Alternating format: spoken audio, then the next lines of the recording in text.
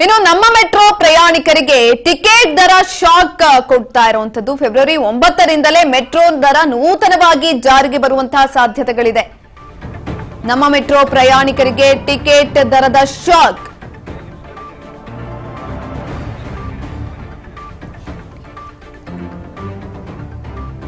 February 9ರಿಂದಲೇ metro ನೂತನ ದರ ಜಾರಿಗೆ.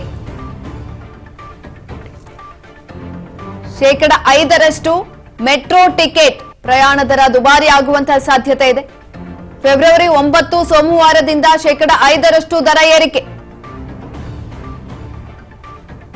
ಫೆಬ್ರವರಿ 9ರಿಂದ ನಮ್ಮ ಮೆಟ್ರೋ ಪ್ರಯಾಣ ದರ 5% ಹೆಚ್ಚಳವಾಗಿದೆ. ಮೆಟ್ರೋ ಪ್ರಯಾಣದ ದರ ಏರಿಕೆಗೆ ರಾಜ್ಯ ಸರ್ಕಾರ ಒಪ್ಪಿಗೆಯನ್ನ ಕೊಟ್ಟಿರುವಂತದ್ದು. ಈ ಹಿನ್ನೆಲೆಯಲ್ಲಿ ನಮ್ಮ ಮೆಟ್ರೋ ಪ್ರಯಾಣದ ದರ ಏರಿಕೆ ಮಾಡಿ ಬಿಎಂಆರ್ಸಿಎಲ್ ಆದೇಶವನ್ನ ಕೂಡ ಹೊರಡಿಸಿದೆ. ಪ್ರವಾಸಿ ಕಾರ್ಡ್ ಹಾಗೂ ಗುಂಪು ಟಿಕೆಟ್ಗಳಿಗೂ ಕೂಡ ದರ ಏರಿಕೆ ಅನ್ವಯ ಆಗತ್ತೆ.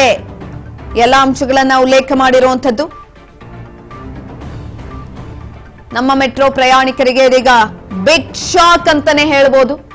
ಮತ್ತೊಮ್ಮೆ ದರ ಏರಿಕೆ ಆಗಿದೆ. ಬಿಎಂಆರ್ಸಿಎಲ್ ಅಧಿಕೃತ ಆದೇಶವನ್ನ ಕೂಡ ಹೊರಡಿಸಿದೆ.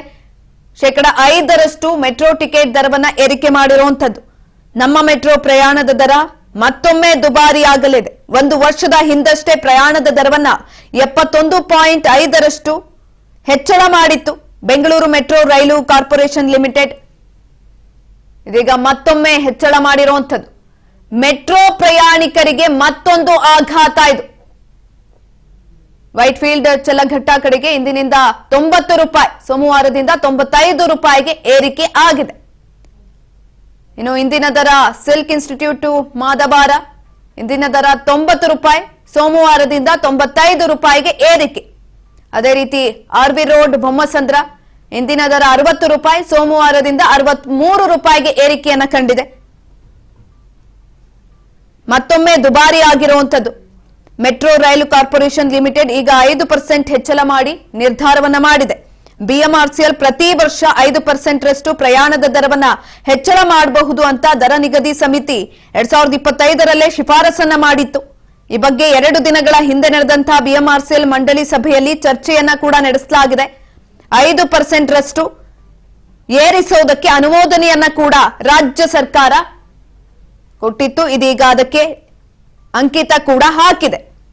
ಹಾಗಾಗಿ ಸೋಮವಾರದಿಂದ ದರ ಏರಿಕೆ ಆಗ್ತಾ ಇದೆ.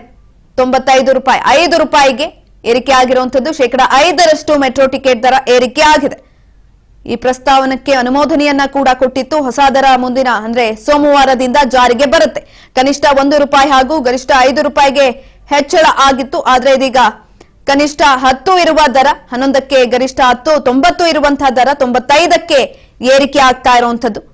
ದರ ನಿಗದಿ ಸಮಿತಿ ಕಳೆದ ವರ್ಷ 51.55% ರಷ್ಟು ಹೆಚ್ಚಳವನ್ನ ಮಾಡುವಂತೆ ಶಿಫಾರಸನ್ನ ಮಾಡಿತ್ತು. ಆದರೆ ಬಿಎಂಆರ್ಸಿಎಲ್ 101.5% ರಷ್ಟು ಹೆಚ್ಚಳವನ್ನ ಮಾಡಿ 2025ರ ಫೆಬ್ರವರಿ 9ರಂದು ಜಾರಿ ಮಾಡಿತ್ತು. ಇದಕ್ಕೆ ಸಾರ್ವಜನಿಕರಿಂದ ಕೂಡ ಭಾರಿ ಪ್ರಮಾಣದಲ್ಲಿ ವಿರೋಧ ಕೂಡ ವ್ಯಕ್ತವಾಗಿತ್ತು.